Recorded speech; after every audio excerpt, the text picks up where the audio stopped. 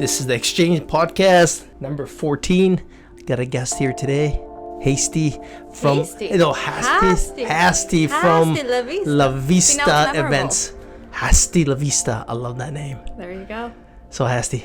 And that's not my full name. That's not your full name. We'll go by it. Okay, we'll go by that. What do they call it? An alias? Well, my Starbucks name is Sarah. Oh my, you got a Starbucks name? I have a Starbucks name. I used to have a clubbing name back when I used to actually go out, which was, I think it was still Sarah, because that was easy. But now one of my best friends is named Sarah, so that's confusing. But I still use Sarah. But in the real world, Hasti. So when guys come and talk to you back then, you just used to say... No, let's be honest, no guys talked. It was just my alias, and it was just, What do you mean no guys talked? No guys. I've been with my husband now married now 5 years. We've been together 12. So if you do the math, back to the clubbing days, there weren't a lot of things happening, but it's been good. So now I go by Hasti La Vista. That's my Facebook name. It's my business name. It's my business, La Vista Events. And it's worked. Yeah. So what do you do? Tell our guests, our viewers on what do I do? So I'm a wedding planner, but I also like to say that I'm a professional wedding planner. Because I find nowadays there are lots of wedding planners and there are those in the industry. But I do this full time, which I think is really cool to be able to say. This is what I do professionally. This is what I do day in and day out. And I've been doing this as my 6th season. So year 5, 6th season of weddings. And this is it. This is what I do. So you say a lot of them do it like as a side job or Some something? do, because it's seasonal or because it doesn't pay the bills for them? I would say a combination, and sometimes it's passion. It starts off with a passion project and you become a wedding planner because you really enjoy it, but you still have your full-time job, so you're keeping that, which is totally great, and that's how I started too for the first couple of months. But I would say with wedding planning, it depends. There's so many of them out there. There's friends of friends helping, which is great. There are those seasonal workers. I have girls on my team who are contractors and seasonal and all of that, which is great. But I do this full-time, so this is my bread and butter. This is how I pay my bills. This is how I get to go on vacation, and really my passion. So I was able to really marry the two, if you will, and this is what I do. So how'd you get started? So throwback to 2013 is when I was engaged, which was great, and I've always been a planner. So even back in my SFU days when I was at university, I went to business school back at SFU, loved it, it was great, but I wasn't there for the schooling, I was there for the extracurricular. I loved all the clubs and associations, and we all had these these titles. So I was part of a club, and I was a VP External Relations and VP this and event planner for this. So that's how that started university. 2013, I was engaged. We're planning our engagement party. 2014, we're planning our wedding. We hired a wedding planner, and she was amazing. And really, she set the tone for our wedding. She helped me learn a lot. Being an organizer myself, I knew what I wanted as well, but she was able to help us. And the whole time, I was like, this is crazy. I'm working 9 to 5. And we've talked about that word before, 9 to 5, HR, corporate, and that's what I thought I wanted. I went to business school. I got my degree. I did pretty well, and I had a job right away before I even graduated through my internships and all that. And then all of a sudden, here we are, I'm getting married, we have a wedding planner, and I'm like, you do this full time? Like, this is what you do. You go to people's houses, you go with them to meetings. This is awesome. Like, this is what I want to do. I want to be with people. I want to help them bring their vision to life, and I want to be my own boss. Like, I don't want to go in at 9 a.m. I'm not a morning person. Like, the fact that we're doing this podcast at 2 p.m., I'm so happy. Because if you told me 10 a.m., I'd be like, find someone else. Not happening. I'm too busy at 10 in the morning. Yeah. And I loved my job, and I was doing well. I thought I liked HR, and I was doing it for a few years, but there's just something missing, and I couldn't figure it out.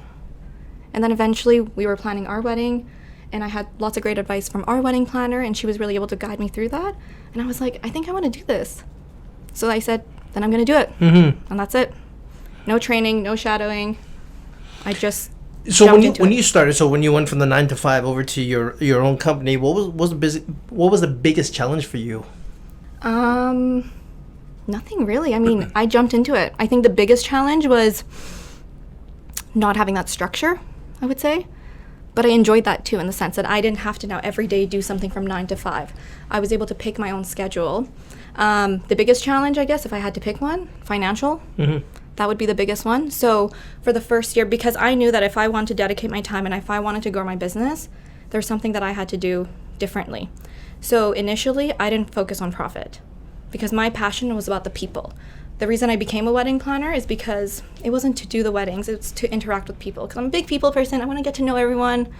And I had to let go of the financials. So I would say we had just gotten married, we had our apartment, and then I was like, you know what? I want to be comfortable. I don't want to be, living paycheck to paycheck or worrying about anything. Let's move back into my parents' place. And we did that, even though I didn't want to live there, and I was so excited to get out of there once we were engaged. But my husband supported me, and we said, you know what? I'm leaving my full-time HR job. I went down to part-time in a different department, which is great, and they supported me, and that was super casual hours, which was great. But I was like, if I'm going to be successful, I have to do this full-time. Good for you. So Good for you. So you cut all the expenses? We cut it. We went into my parents' basement suite, which was great because we had our own space, but I could still go up there, open their fridge if I ever needed food. And they supported us. And you know what? They were wonderful because after that, we were able to get my business going. And it's at a good spot now. And then we were able to buy a place and then move out of there and then be on our own again. And it was really good. Awesome. Yeah. Good for you. Yeah. That's really good. No, because for most, and I have a lot of younger people that actually either come into the office or phone, and their challenge is leaving the 9 to 5 into the business. It's more of a mindset change for them, right? It's more like, what happens if I fail? What would other people think and things like that? And that was nothing to do with you. Who cares what they think? It's your life. End of the day, I always say this to my friends. We have a lot of friends in the industry, and we say, or I say at least, if when I'm 80, 90, however, I know you want to live to be 100, but when I'm sitting, I did my research. But when I'm sitting in a rocking chair, I'm not going to care what these people thought, what I did when I was 20, 25, 30, whatever the age is, because they don't care about me. Maybe in that moment they do, or maybe in that moment I think they do. That's it. But just in that moment. They're not going to be thinking about me. So as long as I'm making the best decision for me, and I've done some research, and you're not going to make the best decision all the time, but if you made the best decision with what you knew at that time, then great. So that's kind of my mindset, if you will. And positivity, I think that's kind of it too. You have to, be persistent, be positive, and keep going at it. And full-time, I think that was the trick. So yeah, financially, that sucked for the first little bit, but it's great now. It could be better, of course, but that's going to come with time and experience and all of that. Yeah, no, for sure. I totally get that. Positive mindset is everything. With you have the negative mindset, or have people around you that have negative mindset, you're fucked. Yeah, that's just your. And you can't surround yourself. I mean, there are those that might be around you, but it's who do you surround yourself with that's going to bring you up and elevate you as a person, elevate your business. If anything, I find being a wedding planner now, being a planner in general. Now, I'm not the best life planner, so when it comes to my personal life and even like getting places and, booking vacation and all that, I can't do it because my brain is too full with my business and I let go of those things. But when I'm in my business, I'm all in. So you just gotta be all in. That's kind of, I don't see that. An oxymoron in a way? Yeah. I'm actually surprised to hear that. Yeah. I mean, I'm organized, I'm clean, my house is tidy. I mean, all of that is still there, but I would say my focus and my energy has been so much with my couples and my clients, and, I'm so dedicated to them that when it comes to, if I'm going on a vacation, I don't care where we're going. I don't care where we're staying. I get it. So I don't want to know. I don't want to have a timeline. I'm not going to have a 28-pager timeline because like we talked about. You don't want to plan that. It's holidays. It's work. Planning is work. Then you're off. So it's an on and off switch. And maybe to go back to your first question, that was probably one of the challenges too, because you go from being managed or micromanaged potentially by a boss, and then all of a sudden now you're your own boss, and you're like, well, do I need to do that right away? Do I need to wake up? Do I need to go make that call? Do I need to go network? So that's a challenge too, which I enjoy because I want to make my own decisions and do all of that. So I could see that was a challenge at first, but I think you get the hang of it as time goes by, and with experience. Everything comes with experience. So I worked 10 years prior to starting my own business, and my bosses hated me. Why? Because I didn't know at the time, because I was a leader, and you can't have two alphas in one room. And I was challenging. I was like, straight up, this is fucking bullshit. I was straight up. And it wasn't until much later. Yeah. Until much later, realized like, okay, my default is being my own leader. It's just what I am. And if that other person's not a leader, I call it out, even though I didn't even know at that time. This is just kind of stuff that I learn now. Yeah. No, and that's a good point. I mean, I mean, hate might be a strong word, but I don't know what industry you were in, but yeah, I mean, I think for me, what I struggled with when I was working in the corporate life and the 9 to 5, I mean, I'm going to say it was actually 8:30 to 4:30, which is almost worse than 9 to 5 because that's half an hour earlier. For me, 9 to 5 is anyone that works for somebody else. Yeah, That's a 9 to 5. So even if it's like 12 to whatever it is, weekends, but for me, whatever. even that half an hour, I'm like, I'm not a morning person. I'm not an 8:30 person. Like, I don't want to be there every day consistently at 8:30 on the dot. So what's your go time? Goal time. Go time. Yeah. My prime go time when I'm productive. Depends on the day, depends on the season. Afternoon, like this is it. We're in my prime right now. Okay, this is your prime. Yeah. And I would say evening. You know why? I'm a deadline person. So if I start at 8, 9 in the morning, I'm like, well, I have all day. Like, what am I doing right now? But I like that crunch. Like, I like to have less time to do things. And I find I'm actually more productive when I'm busier, when I have to run into a meeting here and then go here and go call that person and go do a wedding, and I get more done. But then put me into my off season and I'm like, oh, do I need to do this now or should I? But I brought this up to my mentor about 2 months ago, and I said, when shit is hitting the fan and like it's crazy, I'm at my best. He's like, yeah, because you're in solution mode. Solution mode. Yeah. I like that.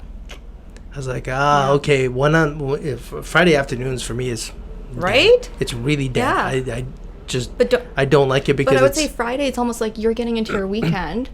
So you're like, and if you have a weekend off, you're like, I gotta get it done because I want the weekend off. When stuff hits my desk, it's done right away.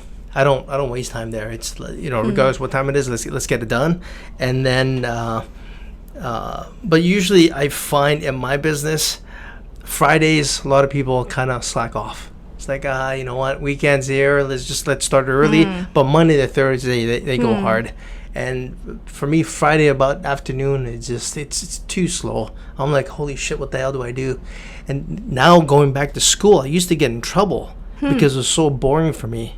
Because it's just sit there, listen, do your paperwork, hand it in, fail. Right? Fail until you go outside and you play sports and things like that, and that excites me. But in the office, when things are happening, like there's a podcast coming up, we need to post this. There's some deals coming up, and then we have a lawyer to deal with. Oh yeah, I like this. I like that solution pressure. Mode. I love that high pressure. Yeah, I know. And then this guy asks, "What should we do?" I don't know. Do something. Yeah. Let's do something. Let's do something stressful. Do it. Yes. Post it now. Let's go. Yeah. Right. That's little things. That let's go mode, hey? Yeah. Let go mode, and then forget about thinking. Let go mode, and then solution. Let's figure shit out. Right. I mean, that's something I had to tell myself when I first started, because I'm a perfectionist and I'm a recovering perfectionist, but I had to learn to aim for progress and not perfection. Yeah. And it doesn't mean that I don't care. It doesn't mean that I'm not doing a good job, but some things don't always need 100%. I'm experienced at that. I'm so experienced at that. Perfection? None. No. None. 0. Let's just go. Yeah. Right? Now, if I'm going to put a chair together, I'm going to... Sure, we need all the legs. There's something there. But and that's the thing. I would say I've almost become a selective perfectionist, in a way. If that makes sense. Is that a word? Make sense, yeah. I don't know if it's a word, but I know what you're saying. I choose where I want to excel in, and other things you have to let go. So going back to letting go, that's going to come with time. And it's not easy, but it's liberating when you let go and you're like, you know what? Some things, it's not my problem. Some things, I have a team. I don't need to know about everything. And once I started growing my business and I have girls on the team working with me, which I like to say with and not for. One of my pet peeves is when, we're doing venue walkthroughs or we're doing a rehearsal and the girls on my team will say, oh, I'm so-and-so and I work for Vista Events. And I stop them like, no, you don't work for me. You work with me. We're a team. I don't want you to feel like this is something you have to do or you're doing for me. It's something you choose to do. But yeah, you got to let go. And even growing a team, I found that I had to let go because the first little bit I was the queen of micromanagement, and then season 1, season 2, and then all of a sudden I'm like, I'm going to burn out. And what's the point of having a team if I'm going to now double check everything they're doing? So I learned to let go and trust them. And it's been so beautiful watching the rest of the team grow. And they're doing some things way better than me, and I'm learning from them. in return, which is so nice. There's probably the biggest business tycoon in BC. I'm not gonna give his name, but you guys can figure out who he is. He's one of the billionaires here. Yeah. He gave me advice about 15 years ago when I first started my company. Hire the best, pay them well, and get the fuck out of their way. Yeah. And that's stuck. Yeah. That's stuck. Right? I don't think I micromanage this guy at all. Yeah. Like, he does his own thing, and I don't even know what he does half the time. What are you doing? Yeah. This. All right, cool. Right? And you probably, do so much better because you have that freedom, that autonomy, right? Well, I think even just going back to perfection, like I think I've been creatively a perfectionist at times, and we talk about that too. Like, I think even with the exchange, getting the name for this podcast going, we had a few things we were trying to figure it out. What do we want to name it? And he's like, all right, I'm thinking we'll figure it out in a couple of weeks. He's like, all right, it was Friday. It's like, well, we'll just figure it out by Monday. Come on in. And it was like, in my head, I'm going, fuck. Right. Like, this is a big move to kind of figure out. And it's like, no, get it done, move forward. And in my head, I was like, that's a long time. I was like, let's figure this out before we go. Yeah. Like, Get it I'm done. go. I'm ready. Right. And that's the thing. Everyone's going to work at different speeds, but it's nice to have that push sometimes to say, you know what, let's just get it done and move on. Because if you're going to sit on something for too long, it's too late. Nothing gets done. No. It's like when you move from place to place and the box sits there. If you don't deal with it right then, it's just still going to sit there. And I'm one of them. It just sits right there. Get it done. Yeah, exactly. Get it And done. you know how I get that done? I just pick it up, throw it in the garbage. So It's you're a done. you're a Let's go. minimalist. Oh yeah, Yeah. yeah, nothing. Because he's never unpacked in his life. I He's bought like, "No." more. I bought more stuff for Dylan over the last 2 years than I did for myself. For like 100%. That's probably true. He Yeah. pays you in boxes. Yeah. Yeah, But talking so- about like having, like as an employee, quote unquote. I mean, I sit right beside him. Like, it's not even like I'm and some days I work from home and stuff. But it's like that could be potentially a very dangerous situation for a potential employee sitting next to the boss every day, Monday to Friday, and it's like I hear nothing. Can you do this sometimes? Yeah, sure. But it's like having the autonomy. I think I mean, I probably wouldn't have lasted myself if there was any sort of Right. breathing down someone's neck. It's not productive for us. It's not me. We got this office is small, so we got all these lights in a box. He's like, I'm gonna put the lights behind his desk, right?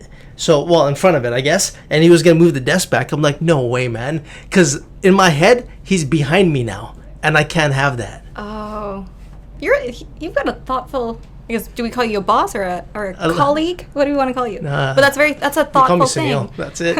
Yeah, that kind of stuff goes through my head. Like, okay, this guy's gonna be behind me. I'm gonna go look back at him. I don't want that. Yeah, respect. Makes it, and we need more people like that. I think we need a lot more thoughtful people in this world, and thoughtful leaders. And it's about the people. Yeah. It's about the people, and I think my mindset of when I started and as I started to grow the team and my business and even just getting clients, I don't like calling them clients. I call them my couples, because it's about the people. End of the day, they're going to remember how you made them feel, and what did you do for them, and what did you do over and beyond, and how did you add value, right? And was it thoughtful what you did, or was it just a cookie cutter? Here's a templated email and here's a templated response and no emotion. So I embed as much as I can into my work, into my emails, whether it's my social media or my interaction with my couples.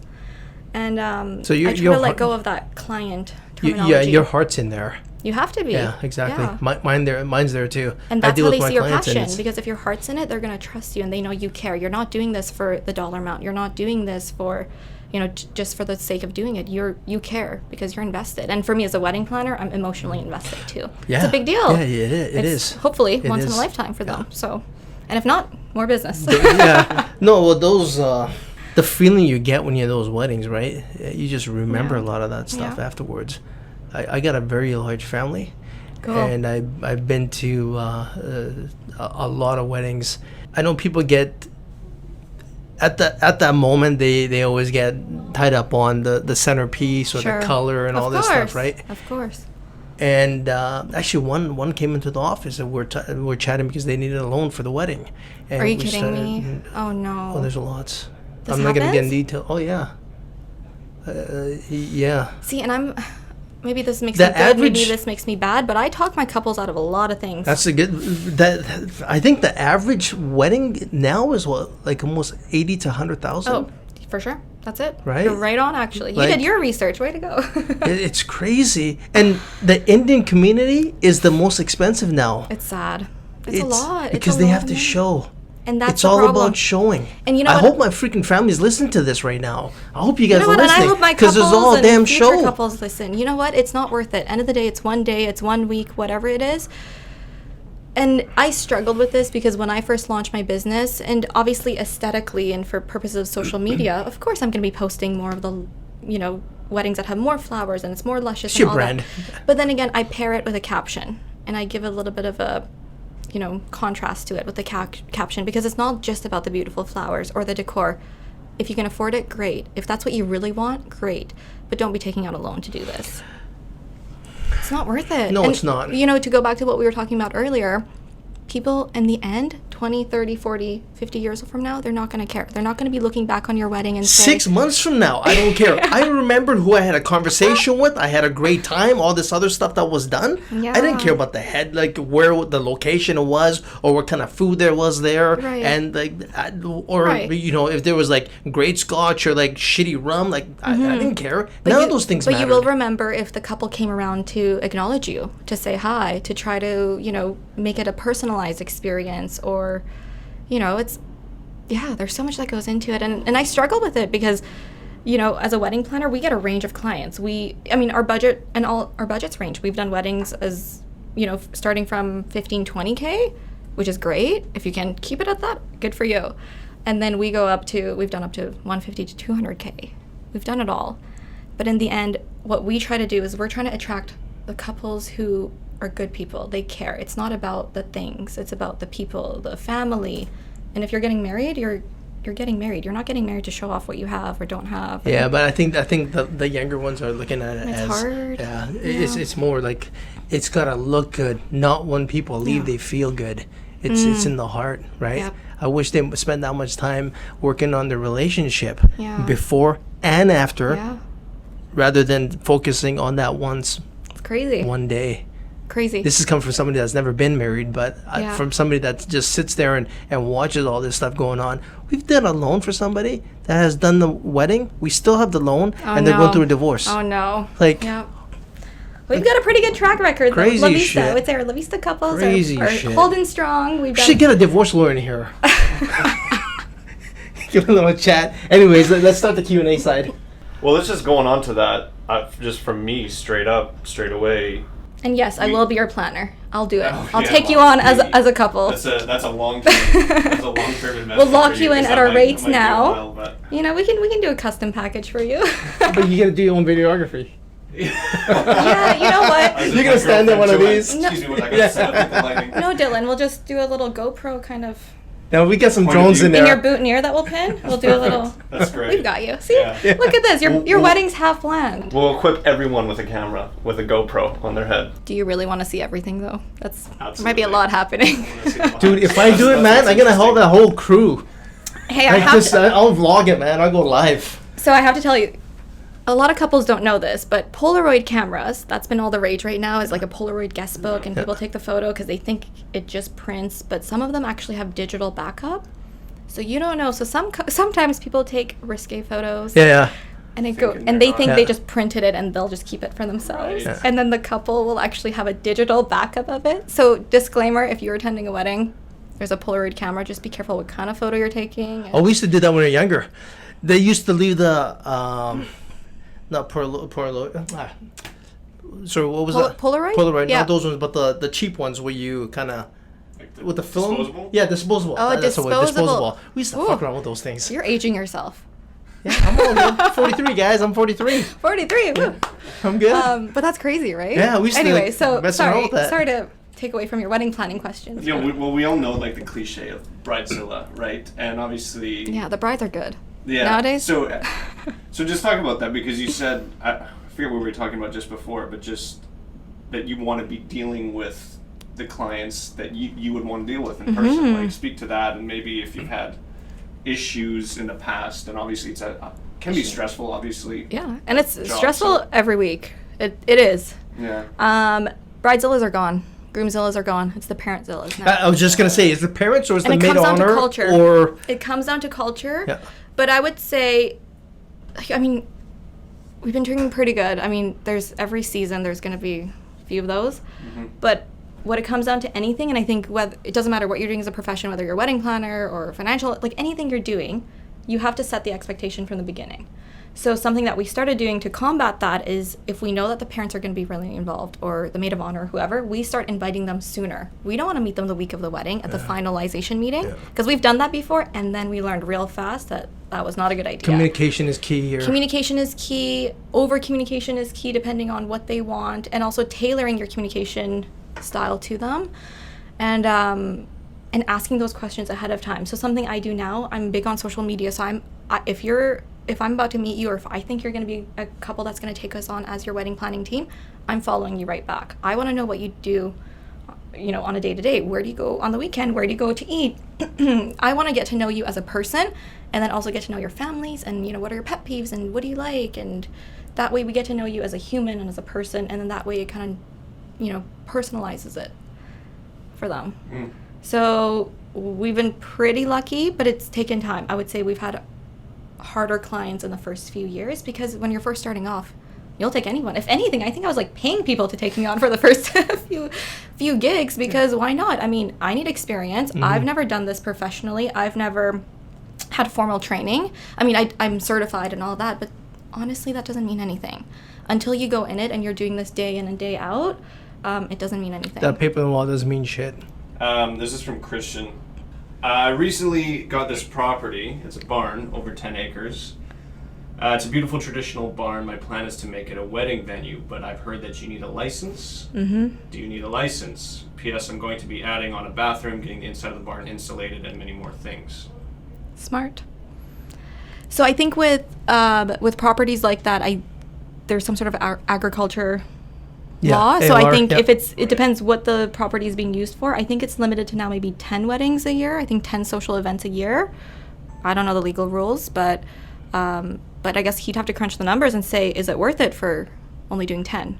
Where's the rest of the money coming in from? Because you can only charge so much. So sure, if you're going to have a property, that's great, but maybe think about add-ons as well, because you're not going to make money on just the venue, the rentals, but you also need now insurance. Are you going to take care of the insurance? Or are you going to pass that on to the client? Are you going to supply the chairs and make money off of that as a rental item each time? Or is it just a blank canvas and they do what they want? So, Dylan, what's his name? Christian. I would actually go to your city and see what the bylaw is there. I know in Vancouver, because I'm coming from the building side, whenever you add a bathroom, you need to get special permits. Right. And the cost of that gets high. And depending on how many people that's going to be at your facility, you need to make sure there's enough washrooms for them as well. Parking is another thing. You got to make sure that zoning is correct for these types of events as well. But those are more of the technical details on the building side. But those are the best advices that I can give, Christian. For sure. Okay, moving on from Melanie. Okay, I am feeling so determined 90% of the time to start my business, but I am scared. My dreams of being a wedding and event planner are motivating me, and I feel like I'm so close, yet I get so discouraged to start. I have my business plan done, name picked, services listed, and priced, but I can't pull the trigger on starting because I'm scared to fail, waste money on a website and fees to register my name, etc. We're a one-income family with a young baby whom I stay home with. Deep down, I use this as an excuse to not start. But honestly, I have my mom over 2 days during the week helping me out. So extra money isn't really there as well. I need some encouragement. What did you do? How did you get started? What should I invest in first? How do I get over this fear and just do it? Why am I such a chicken? Much appreciated. Wow. What? Just do it. Like, what are you waiting for? You just just reading that question out loud took like 2 hours. You could have started. What's the big deal? And okay, you fail. Then you move on. I think it's deeper. I think this is not the business she wants. I don't think this is her dream. But it's her dream. Anyone can say it's her dream, but it's not the purpose. If it was your dream, you would get up and do it. It's that, right? If something is hitting you and like it's all systems go, it's coming from the heart, coming from the gut, coming from my head, you're going. But if everyone had that drive, that if they knew their dream and they wanted to do it, then everyone would be an astronaut or an NHL player. So I think a lot of people have their dream. but there is something in my mind that holds them back a little So maybe it goes back Maybe to it is that failure maybe it then. goes back the failure, and it goes back to the perfectionism. Like, why do you need all of that to start? Why? I mean, we've had a lot of girls join our team, and some of them have their own businesses now on the side now too, which is so great and inspiring to see. They just started with us. Some of them connected with us on social media. They just started as an intern. They started shadowing. They've been working with us. They don't have their own business yet. They're learning behind the scenes. So maybe that will give her comfort in having behind the scenes work or some sort of an opportunity. But I don't think you need all of that lined up to start. Yeah, I think Melanie is probably not a business person. I think for her, she should be like a GM somewhere, or learning the ropes to get to that level. I just think if she was a business mindset, this would not have slowed her down. She would have just jumped up and did it, just like you. Right? You had you just got married. You had your apartment, happy to go in there, and holy shit, this is not going to work. I'm going to go back to mom and dad's house. I'm going to make it work. Right? She's got a kid. I get it, but she's got a mom that's helping with the child, and she needs additional money. And she's saying that this is a business that's her dream. There's a block there. Either it isn't, or she's just too scared. I don't know what other people think or something, or maybe scared to be a business owner. And you got to let go of that. I mean, or test it. You have to put yourself out there, because the fact is, the wedding industry, sure, there's money in it, and yes, you can be profitable, but you have to put yourself out there. It's not just going to come flowing to you and you're going to be just booked solid. Like, I've been working my butt off day in and day out, and I've given up weekends and I've given up nights, and I mean, I don't have kids, but you have to be dedicated. You have to put the time in, and it's not going to be instant. You're not going to make money right away. So she has to be okay with that. No business you're going to make money right away. It's going to go out first, and then eventually you'll start making it. But yeah, I think she's got to go deep down and figure out what it is. So let's say she does that. Let's just break it down to give some straight up value for the question. Is one of the points was, what should I invest in first? Let's say she makes the jump and she's ready. Let's say she's ready, for all intents and purposes, ready to go. What's the first thing she should invest in? So, or just do so when I hear the word invest, I don't think investment has to be financial. I think she can invest her time. So whether it's giving up her time to go shadow different wedding planners over the summer, or maybe it's not even the wedding planning industry she goes into, any field, really just put yourself out there. I think her investment is going to be her time. Good one. I agree. Very good. Okay, let's talk about, this is from Byron. Let's talk about branding on your sales pages / offers. I'm assuming invoices and whatnot. Sure, proposals. How important do you think it is? Do you put your logo on all your sales pages? For example, I still have some sales pages with no logo. I just jump into the headline, the offer, social proof. As my business has grown, though, I've recently thought, okay, maybe it's time to circle back and worry about consistent branding, showing a logo in the header of each sales page so people know they're in the right place.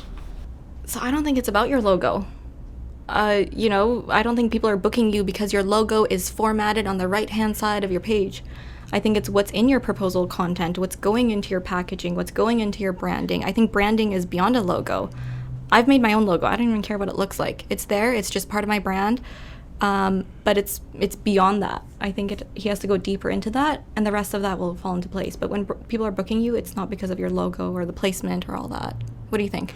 Yeah, I agree. But if all that's there, if let's just say they have everything, like at a basic, nothing stops to put the logo on. It's not. Yeah. Well, you just have to do it once on Word, and it's there for every time, right? So just to answer his question, I would say yes, I would. But regarding your comment, hell yeah.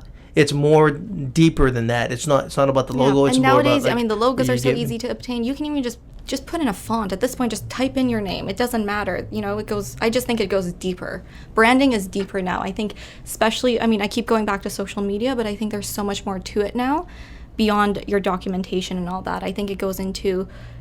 Granted, it depends what he's selling and what he's doing, of course. But I think it goes deeper than that. No, it does. Here's my thing.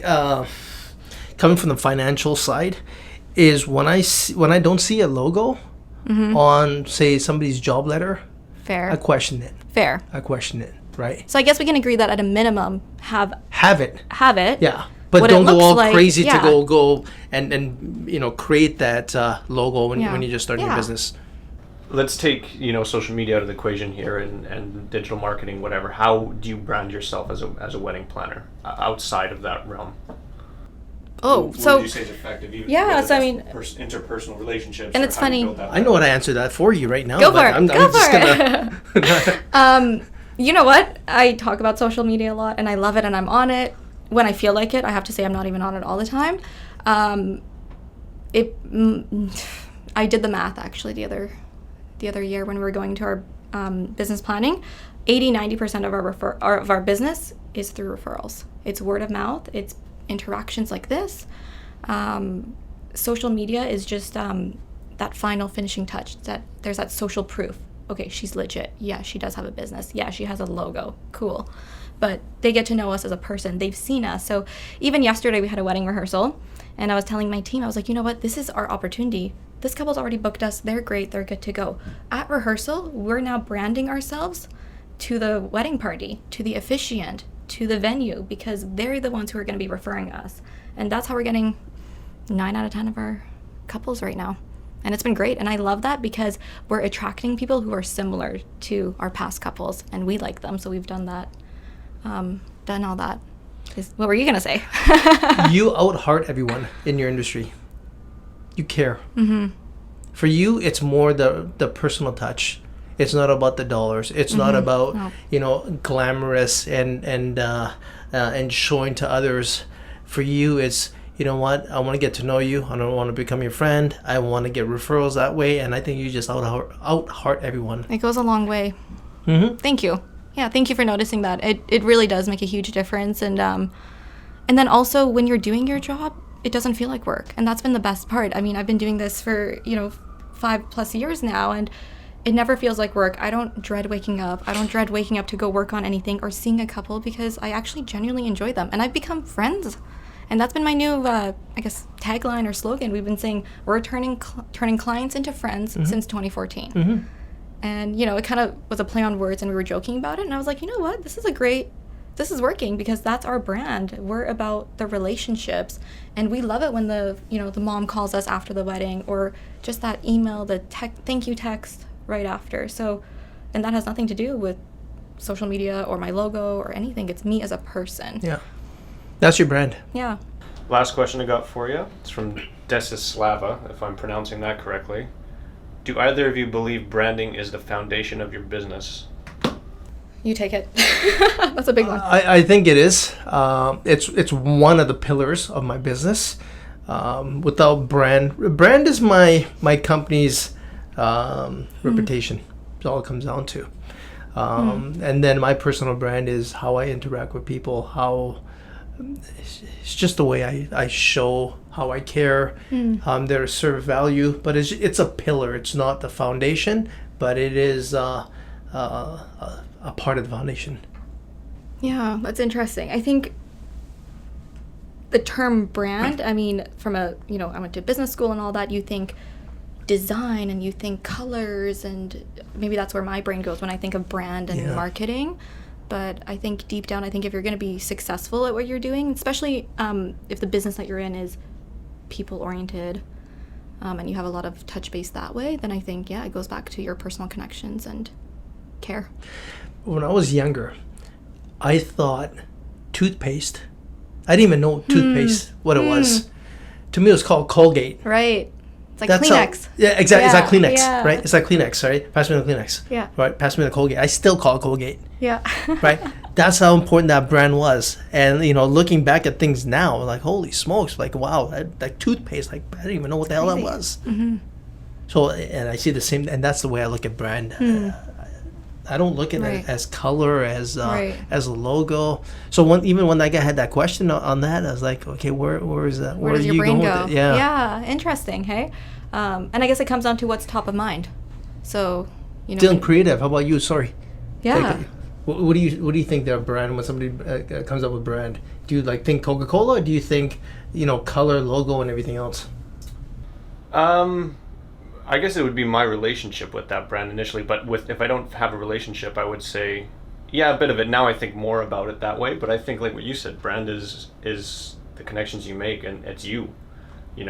How do you affect others as you move through line of business. So that's how I would probably agree with that. Yeah. You know, but also, you know, Coca-Cola, like Kleenex. I was going to say Kleenex too, as people know. It's crazy, right? What comes to mind as Yeah. soon as you bring that up.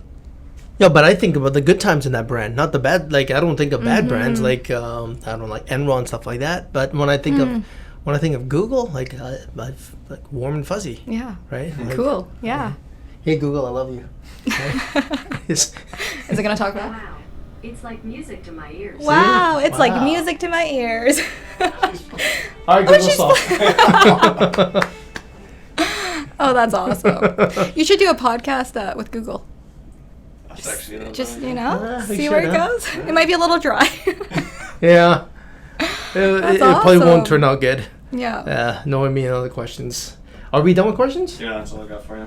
Any advice you want to give to entrepreneurs that are like you, Entrepreneurs. like say, you know, finished school, Yeah. business school, and now working for a firm, and they're Yeah. not really happy, and they wanted to, you know, jump and start something else?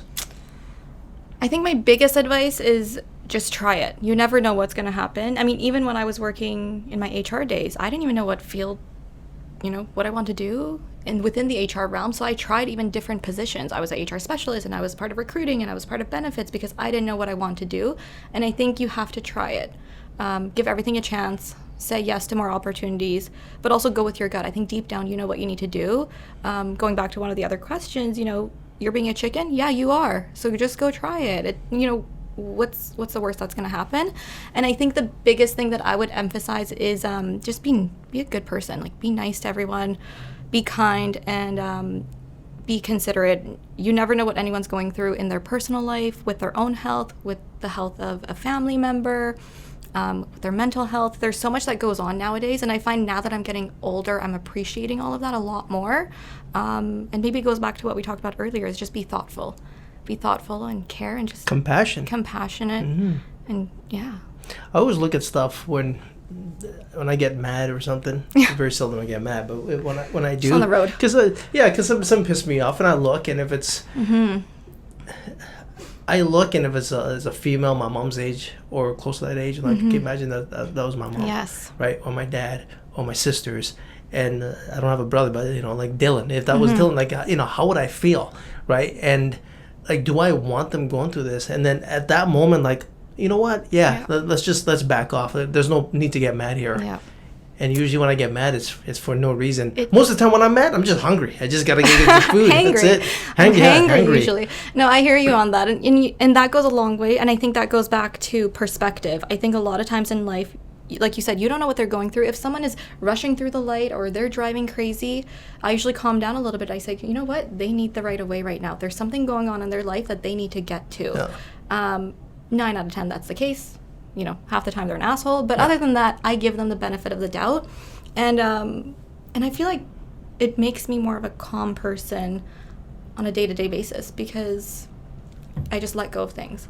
And my husband says this to me too, because we'll be driving and then, you know, something will happen and I'm like, oh, whatever, it's not a big deal, and it's, you know, just let it go. And he's like, how can you be so calm? And I'm like, you know what, it's 5 seconds of my day right now. I'm not going to give up more of my energy into this right now. Just let it go. I have other things to deal with. And I think it goes a long way. It's crazy. When you just said that, I remember my grandparents. All of them have passed away, but my grandfather, my mom's dad, said this to me about 20 years ago. I was getting mad, and then he's like, "How was dinner?" I'm like, "It was good." He's like, "You just wasted all that energy, that good food. You just wasted it because on something that really doesn't matter."